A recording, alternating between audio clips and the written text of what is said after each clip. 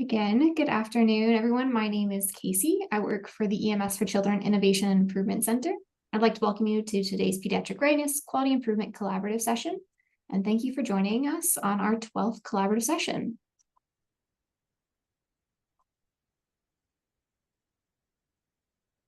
Before we get started with today's session, we would like to acknowledge that the EMS for Children Innovation Improvement Center is supported by the Health Resources and Services Administration, which is within the U.S. Department of Health and Human Services. The contents are those of the authors and do not necessarily represent the official views of, nor an endorsement by HRSA, HHS, or the U.S. government. And as a reminder, portions of today's session are being recorded and will be posted on the EIC's website, along with today's presentation. For nurses seeking continuing education credit, please add your first and last name into the chat, and we'll share the evaluation link at the end of today's session. And then the formal objectives for today's session.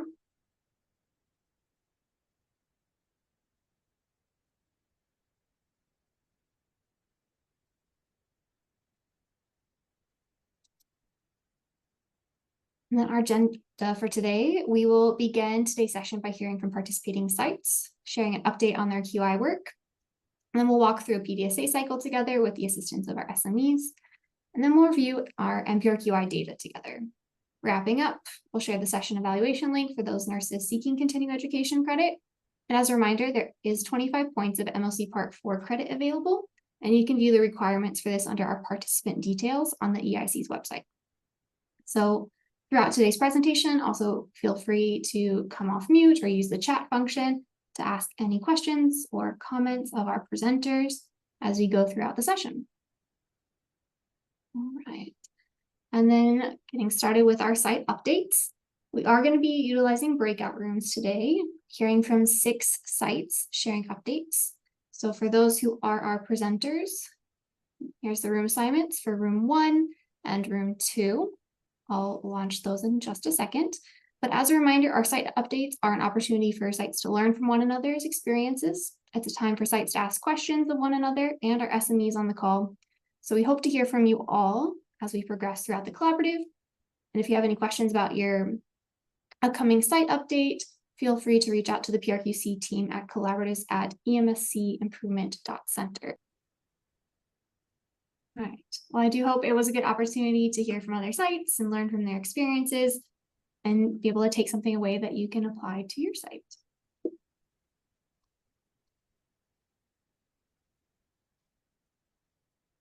All right, and then transitioning there, we do want to say thank you to all of our sites who shared their updates today and the work on your QI projects. A lot of exciting stuff happening, and we can't wait to hear from our other sites during our upcoming sessions. So again, if you're not sure when your site is going to be providing an update, you can check with me by emailing collaboratives@emscimprovement.center or under the PRQC General Resources page. You'll find the schedule of events there. So today we are going to discuss the PDSA cycle, which is a powerful tool for quality improvement work. And we have with us today Angela Nguyen and Dr. Emily Sterrett to help us walk through this process. Thank you both. All right, before I hand it over to them, I do want to, as a refresher, our collaborative is based on the Institute for Healthcare Improvement's Breakthrough Series, which facilitates the rapid adoption of evidence-based guidelines, resulting in short-term transformation of patient healthcare outcomes. You can see in this graphic, it's illustrating the process and outlines the steps that are leading to improvement. So at this point in the collaborative, our participants are ready to begin or have already begun their cycle of learning and action. So during this time, you're conducting the plan, do, study, act cycles before coming back together in our learning sessions. We're helping to bring together your diverse perspectives and expertise to tackle our complex problems that we're facing. So this approach helps to leverage your collective knowledge and interprofessional teams in identifying issues, developing solutions, and implementing improvements. This rapid cycle of improvement through shared learning occurs when one team tests a change and others can quickly adapt and adopt that successful strategy. So we hope that's what you're taking away from our site updates whenever your peers are sharing. But what is the PDSA cycle? We know that PDSA stands for the plan, do, study, and act. This is a systematic, iterative approach to problem solving and continuous improvement.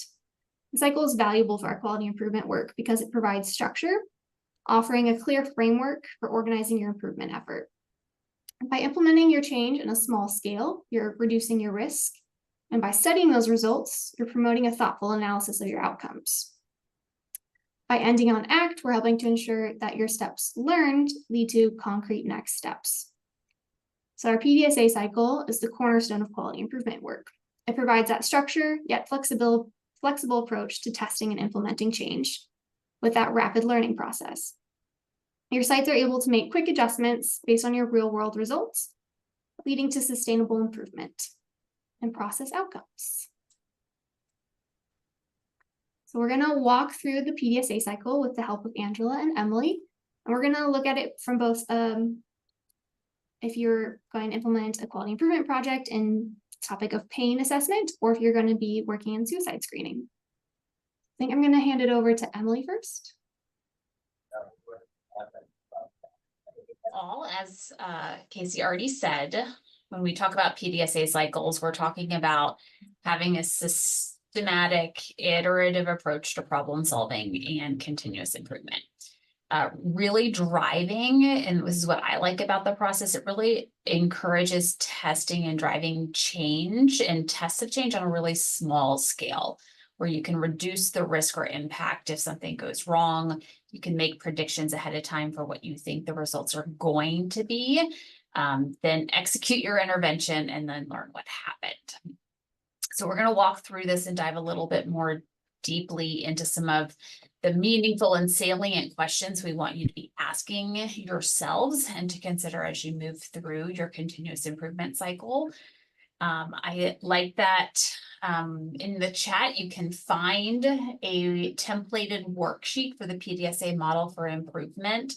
It is really helpful to write down kind of in a scientific, if you can imagine back in high school, your chemistry lab book, write down what you think is going to happen and think through some of these questions and prompts as you work through these improvement cycles in your own project.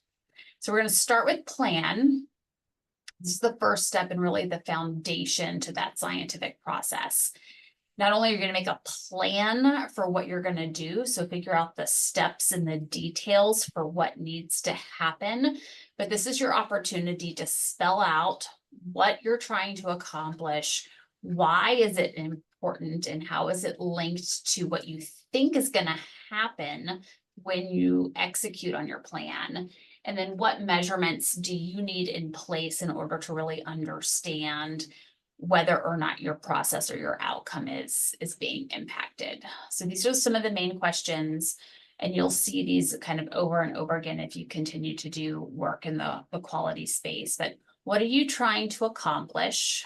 What change can you make that will result in improvement? What data do you need to collect to understand your current process and to measure improvement? And then what's your plan for figuring out how to implement that change? And we will go through some examples on the next couple slides. I think the first one, Casey, if you want to move on. So this is an example of where you may have been with your baseline performance for the pain assessment measure. In this example, we can see that this department has a baseline performance on average of 75%.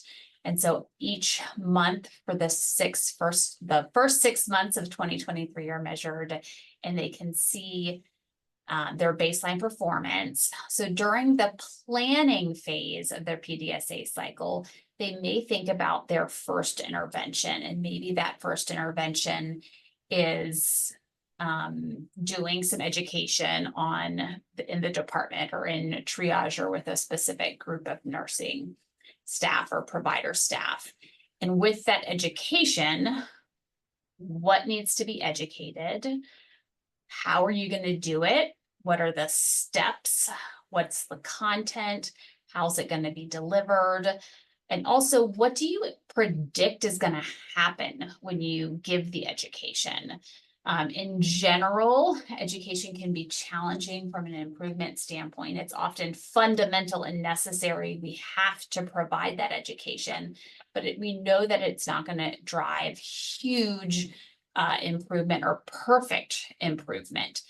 So maybe we're only expecting a 5% bump in our kind of average performance. And maybe that's okay as our foundational step. But this is the opportunity during the plan phase to really write down what you want to accomplish, why you want to accomplish that, and what do you think is going to happen, and make some predictions so that when you execute on it, you can learn whether what you thought was going to happen actually happened or not. So that's really the plan phase.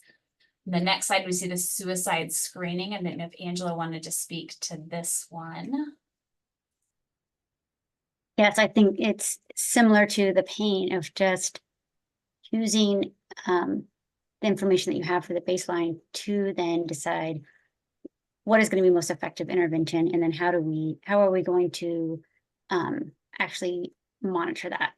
I think some of the people earlier today were talking about defining what ages we're looking at. So my baseline is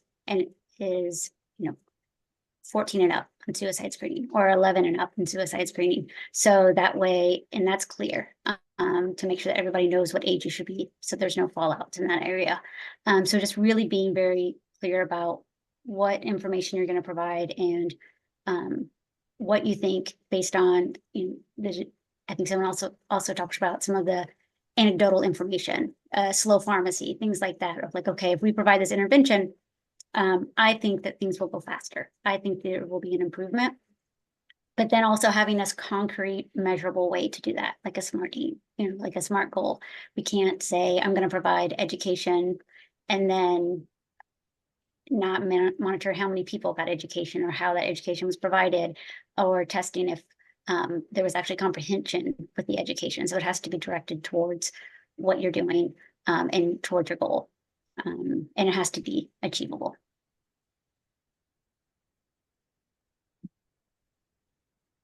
I think that's it. Go to the next slide. Next slide. The next two slides talk about the idea of change strategies, and you may also see these referenced as change concepts.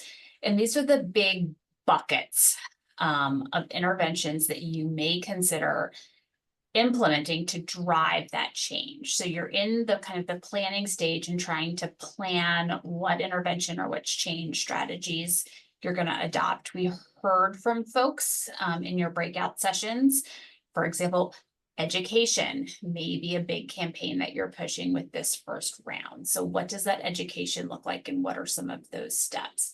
Maybe it's EMR optimization. Maybe you're trying to force some functions in your EMR, or force some alerts in your EMR so that we can drive behaviors and assessments so that our tasks get accomplished for these pediatric patients. If we break these down a little bit into kind of more granular detail, we can see on the next slide some examples. For the sake of efficiency, I'll just go over both. So for pain, in some of your change strategy buckets, so one bucket may be policy changes. And so maybe you're going to specify that you're going to revise your pain policy so that you include specifics around pediatric patients.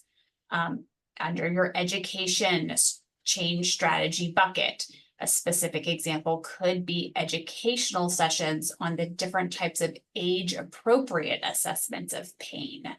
Maybe you want to make in your change strategy bucket of knowledge reinforcement. Maybe you want more visual displays, more posters, signs, and we'll have some examples coming up of what are some visual aids you can put around the workspace to encourage those behaviors and drive some of that change.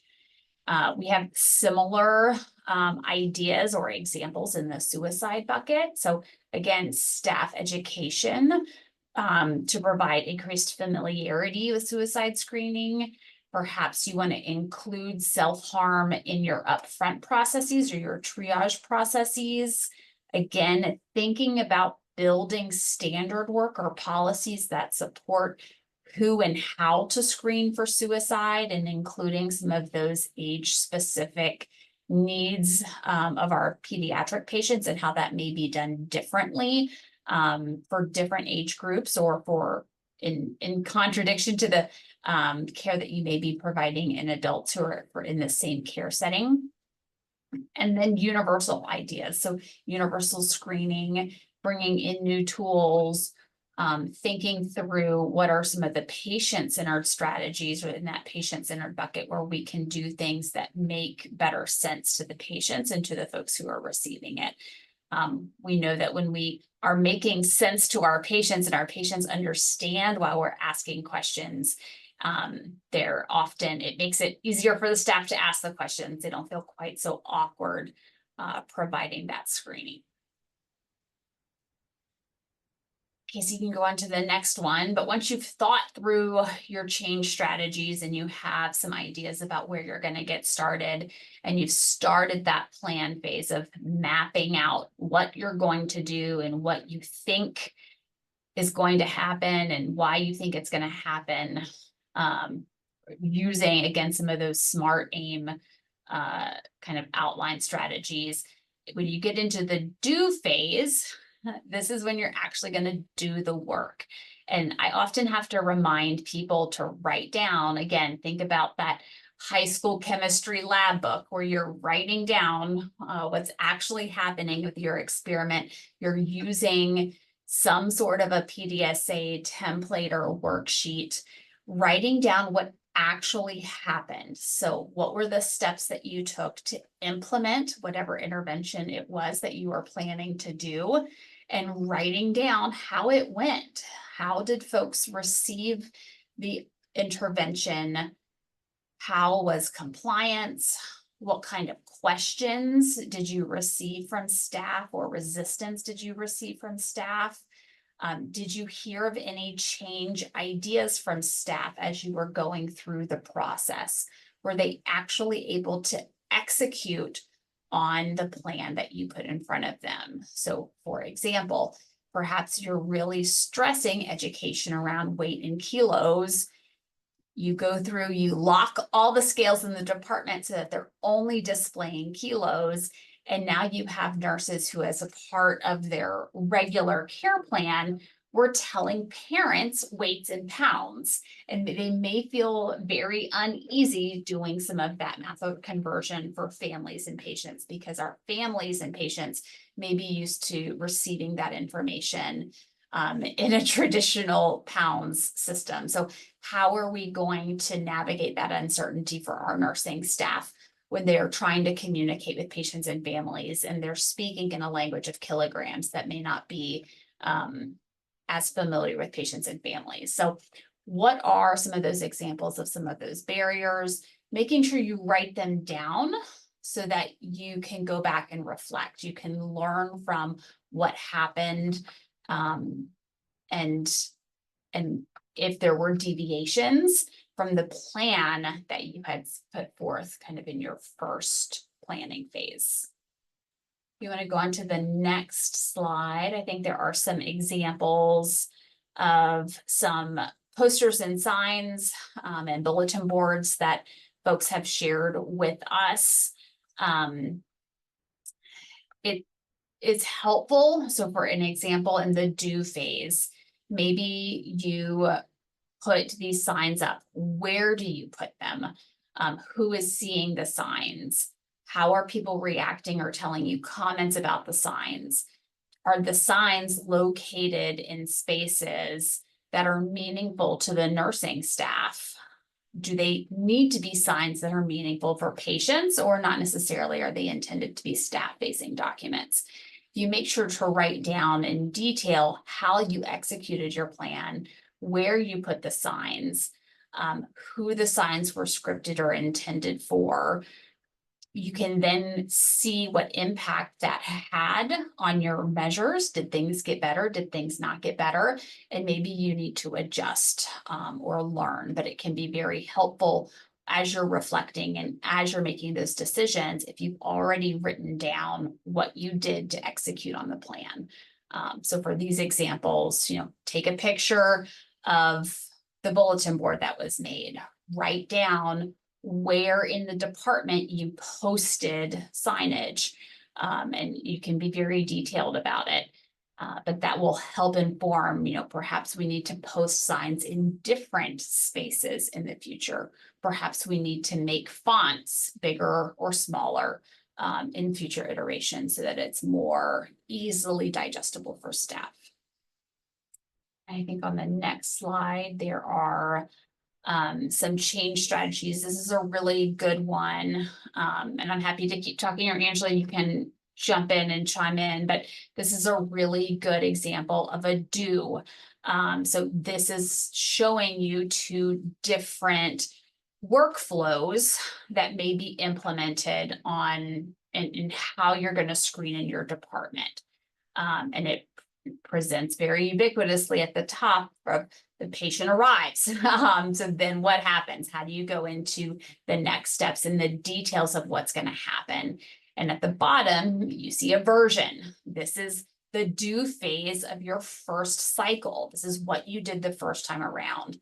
I love doing this, handing it to my staff on paper and saying, okay, I want you to do this with your next patient or your next 5 patients. And as you walk through this process with your patient or your next 5 patients, take a pen and mark it up. Mark and write on here what worked for you, what was confusing, what didn't work, what questions did you get from the patient or from the staff, and then give this paper back to me so that I can learn and I can know, did you actually execute this plan or not in a non-punitive way? If you didn't execute it and you didn't do this, why not? What wasn't working? What wasn't making sense? How can you help me so that we can make this a tool that will work better for you in the future? So that's one way that I like to use these types of things in the do phase. Process maps are really good for forcing you to walk through and to outline your plan, but also can be a feedback mechanism if you can print them out and use them for folks. We can go on to the next, and I'll turn it over to Angela for the second half of the cycle. Yes, thank you. So as Emily was talking about, we're moving from the do to the study. So what is the information giving us that we've now studied? So it's very detailed. We have exactly what we thought would happen. We put a plan together. We put up all of the signs. We have the flow sheets. We're working through it. So now what is our data actually telling us? And then is it telling us what we expected? Are we having fallouts? Are we having, we provided all this education. That's what people told us we needed. And now our data still not getting better. Really looking into what are we learning from the data to understand, did our plan work? Did it not work? What are some tweaks? What are the feedback? And so as Emily was talking about, when I've done this before, I have had like an Excel spreadsheet when we do the chart audits, which is probably archaic, but going through and then talking to the individuals who were the fallouts. I was really interested in who the fallouts were. Why didn't this happen? We were short-staffed. I didn't really understand there was a difference between an assessment and a screening, so I thought I did them both. I didn't realize there was another step. So kind of capturing that data to figure out, okay, what are they telling me? Is my education effective? Is my hypothesis accurate, or was it that it's really hard to ask these questions when there's only one triage nurse and, the time waiting to be seen is, 3 hours and we have empty beds. Like we're trying to move things faster. I think someone else can ask it and then no one asks it, right? So we're asking questions of really, what is this data telling us? And the next 2 slides give an example of, if we want to move to I can't speak to pain as much, but of, okay, how are we tracking this data? So this would be an example of maybe my plan and hypothesis was accurate, right? So it's improving. If my goal was to increase the pain assessment by 5%, looks like by the end of my data showing me that I did from the time. So the line that's going up and down, for those of you who can see it, is that's when we started, when you started your intervention or the start of the PRQC. So you're kind of looking at your baseline performance. And then what your current performance is the yellow line. So, okay, are we happy with those results? Emily, you can step in with pain. And the next one is suicide. Then would be so this one has a little bit different information, right? So it's not just clear cut, things are amazing. So why did things baseline, we were doing great, and then we went down, and then we were, there is not any consistent data. So is that based on volumes? Is it based on staffing? Is it based on a number of things? Is it that we really thought we were doing what we were doing, but then when we started accurately chart auditing, because we all got education, we realized that we actually weren't capturing the data accurately 3 months ago, and now we are. We were not keeping 11-year-olds in, we ruled them out, and now we're putting them in. So kind of deciding, okay, now that we've clearly defined what we're studying and we are providing that education, what is this? Is our intervention effective? Or do we need to go back and identify what some of those fallouts were and say, okay, let's try different, let's tweak the intervention. Again, I don't know, this is not sanctified, no one has said, but I think that in doing that real time, a lot of times people make real time changes of like, oh, we have all these fallouts during overnight. What's going on?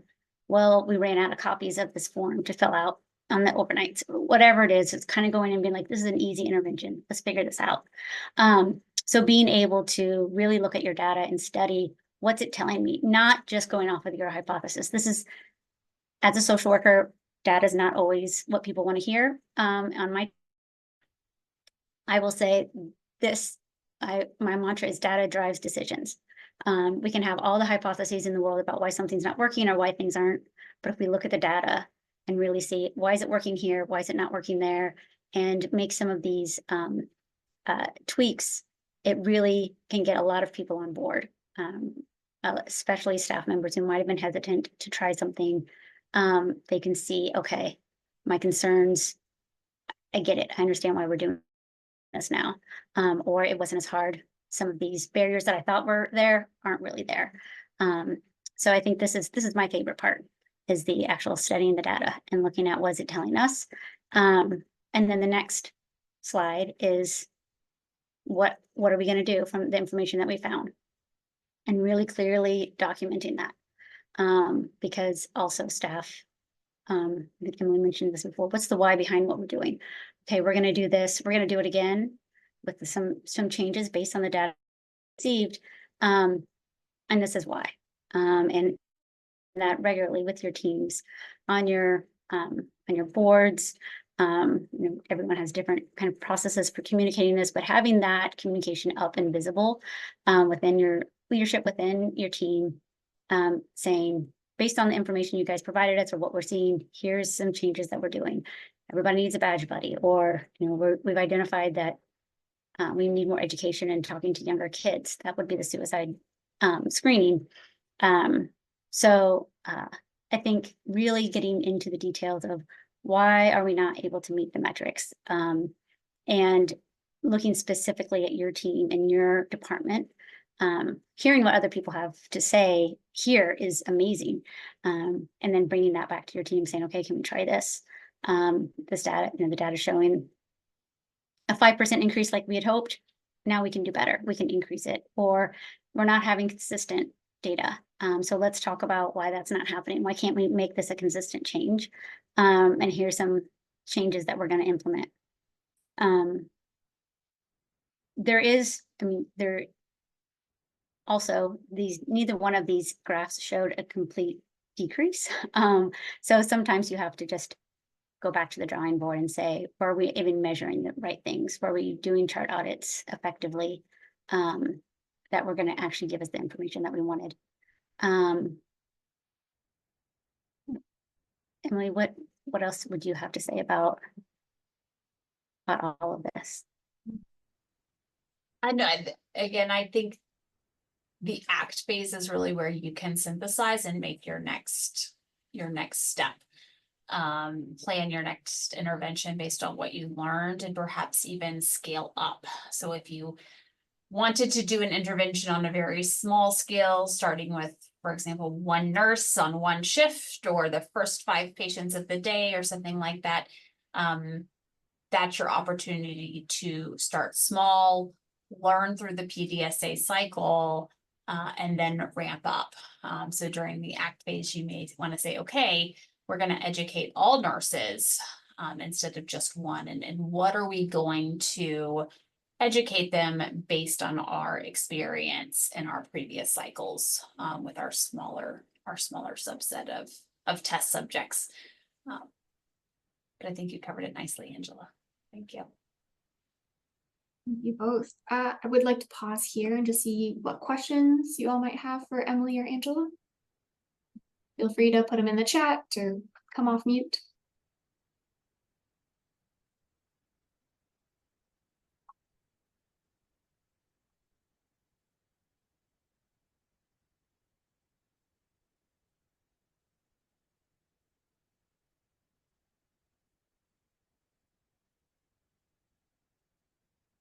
Could be conceptual questions about PDSA cycles, or if you have a specific case happening at your site that you might want some feedback on.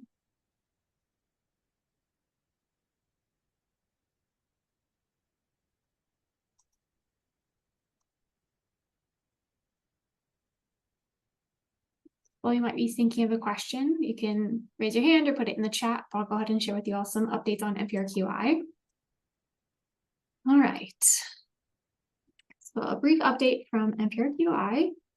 There are now 93 sites currently entering data into PRQI with over 10,000 patient records. So thank you all for your contributions, which are helping to establish standardized quality measures. As the PRQI data registry grows, our ability to assess pediatric emergency care delivery at a national level will continue to grow. So thank you all. Then if we look at the core measures, the current national performance for our percent of pediatric patients with weight documented in kilograms only is 61.3%. For the percent of pediatric patients with pain assessed, we're seeing a performance of 78.5%. And the percent of high acuity pediatric patients with their vital signs reassessed is 82%. We're continuing to monitor those. And we are entering into the 7th quarter of data collection. So if you and your team have not been able to access the performance dashboard or seen your site's table or graph like this, please reach out to us at the collaboratives at emscimprovement.center, and we will assist you in this process. We make sure that everyone is able to access all avenues to utilize this data platform, as well as having assistance if necessary in how to utilize the features, such as the ability to filter by patient demographics. So if that's something you and your site have questions about, you can join an upcoming PRQI office hours. These sessions are available for you to join. They're a 20-minute one-on-one session with the PRQI data team, with an opportunity for your hospital or emergency department to review your platform, address any of your individual technical assistance needs, and answer any questions you might have related to PRQC. So I think Eleni will put the link in the chat, but the next session is on the 24th of July. I believe earlier today there were only 2 time slots available, but we will be posting the opportunities for office hours in August soon. So watch out for those.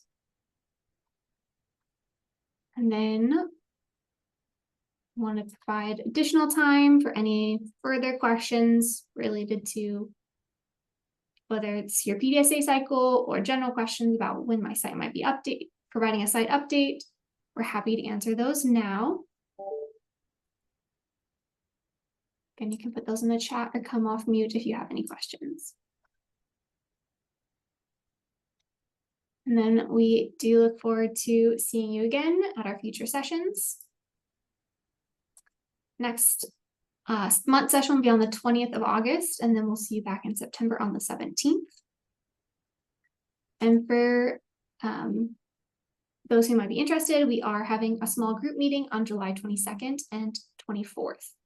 So those registration details were sent out the 1st of July. But if you're interested in joining us and having a chance to speak with other teams, working on similar projects, reach out and we can get you the registration information. But thank you for joining us again, and we'll stick around if you have any questions. But as a reminder, if you are seeking nursing continuing education credit, make sure your first and last name is in the chat, and then you can use the QR code or with the link to complete your session evaluation. Thank you all for joining, and have a great rest of your day.